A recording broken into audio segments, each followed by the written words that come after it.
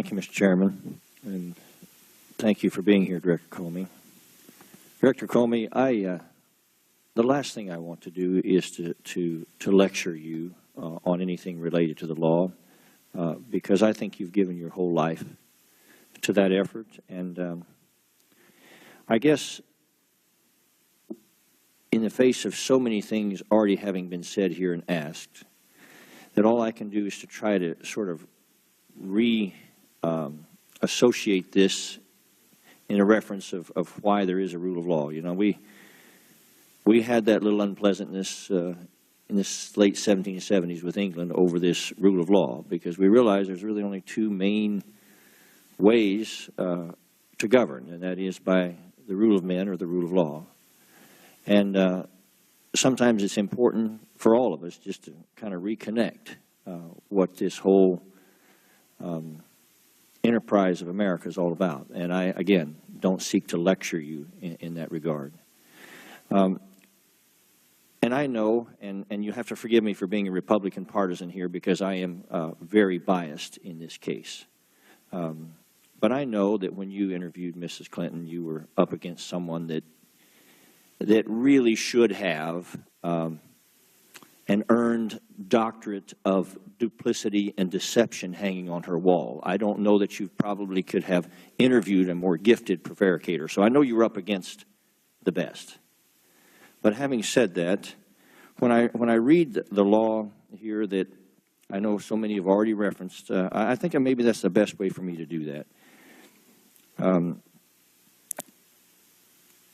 18 U.S.C. 1924 provides that any federal official who, quote, becomes possessed of documents or materials containing classified information of the United States and knowingly removes such documents or materials without authority and with the intent to retain such documents or materials at an unauthorized location shall be fined under this title or imprisoned for not more than 1 year or both. Now, I didn't miss one word there. It does not require, that section does not require an intent to profit. It doesn't require harm to the United States or otherwise to act in any manner disloyal to the United States. It only requires intent to retain classified documents at an unauthorized location. And I believe, sir, in all sincerity to you, person to person, I believe that some of your comments reflected that that's what occurred. Over the last several months, I believe that's the case. And so I have to, it's my job to ask you again, why the simple clarity of that law was not applied in this case, because the implications here are so profound for your children and mine, for this country. They are so profound. And I again, I don't envy your job, but I want to give you the remainder of the time to help me understand why a law like this, that any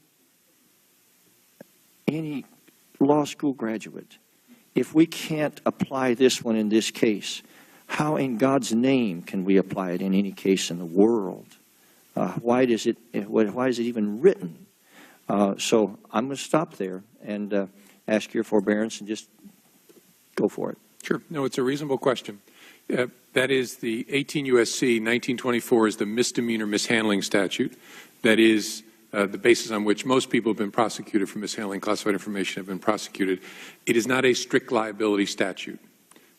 I was one of the people when I was in the private sector who argued against strict liability criminal statutes. It requires, in the view of the Department of Justice and over long practice, proof of some criminal intent, not specific intent to harm the United States, but a general awareness that you're doing something that's unlawful. So you have to prove criminal intent.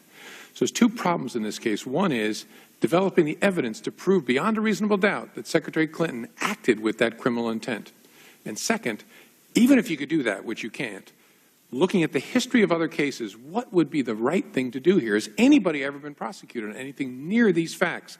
And again, I keep telling the folks at home, when people tell you lots of people have been prosecuted for this, please demand the details of those cases, because I've been through them all.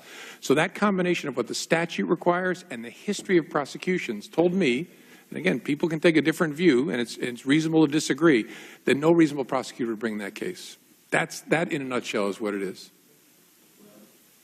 You said it was a reasonable question. It was a reasonable answer, but I can't find that in the statute. Thank you, sir. Thank you.